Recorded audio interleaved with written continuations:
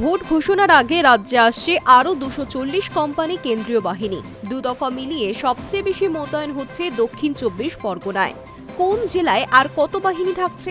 সাধারণত রাজ্যে ভোট ঘোষণার 2-1 দিনের মধ্যেই কেন্দ্রীয় বাহিনী মোতায়েন করা হয়েছে পশ্চিমবঙ্গে।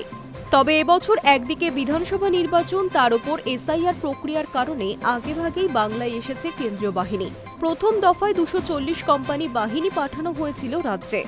জানা গিয়েছিল 1 মার্চের মধ্যে প্রথম দফায় 240 কোম্পানি এবং 10 মার্চের মধ্যে আরও 240 কোম্পানি রাজ্যে ঢুকবে। বাহিনীর মধ্যে রয়েছে সিআরপিএফ, বিএসএফ, সিআইএসএফ, আইটিবিপি এবং এসএসবি। ইভিএম এবং স্ট্রংরুম পাহারা, ভোটের দিন নিরাপত্তা, এলাকা দখলমুক্ত রাখা এবং আস্থা ফেরানো, এই সমস্ত দায়িত্বেই তাদের ব্যবহার করা হবে। প্রত্যেকটি কোম্পানি 9টি সেকশনের মধ্যে 8টি সেকশন সরাসরি বুথ ও আইন শৃঙ্খলার দায়িত্বে থাকবে, বাকি একটি কিউআরটি এবং তদারকির কাজে। 1 মার্চ নির্ধারিত জেলায় পৌঁছে গিয়েছে প্রথম দফায় রাজ্যে আসা কেন্দ্রীয় বাহিনী। এবার জানা গেল দ্বিতীয় দফার 240 কোম্পানির কোথায় কত মোতায়েন করা হবে। সব মিলিয়ে তৃণমূলের সর্বভারতীয় সাধারণ সম্পাদক অভিষেক বন্দ্যোপাধ্যায়ের গড় দক্ষিণ 24 পরগনায় সবথেকে বেশি বাহিনী মোতায়েন করা হচ্ছে। এই জেলায় আসছে 33 কোম্পানি। এর মধ্যে বারুইপুর পুলিশ জেলায় 13, ডায়মন্ড হারবার পুলিশ জেলায় 11 এবং সুন্দরবন পুলিশ জেলায় বাহিনী মোতায়েন থাকছে 9 কোম্পানি। এরপরেই কলকাতাকে অধিক গুরুত্ব দিয়ে মোতায়েন হচ্ছে 30 কোম্পানি বাহিনী।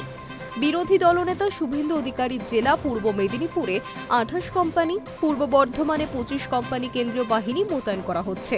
এছাড়াও পশ্চিম মেদিনীপুর, পুরুলিয়া, মুর্শিদাবাদ পুলিশ জেলায় 20, ব্যারাকপুর পুলিশ কমিশনারেট এলাকায় 19, মালদায় 18, জঙ্গিপুর পুলিশ জেলায় 15, হাওড়া পুলিশ কমিশনারেট এলাকায় 10 কোম্পানি মোতায়েন করা হচ্ছে।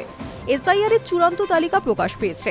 নামবাদ বিচারাধীন প্রক্রিয়া নিয়ে কেন্দ্রের বিজেপি সরকারকে বিঁধছে শাসক দল তৃণমূল, ক্ষুব্ধ সাধারণ মানুষও।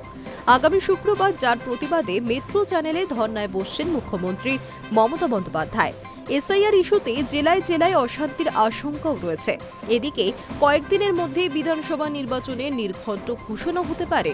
সব মিলিয়ে বাংলায় উত্তেজনার পারদ তুঙ্গে। Hi News network.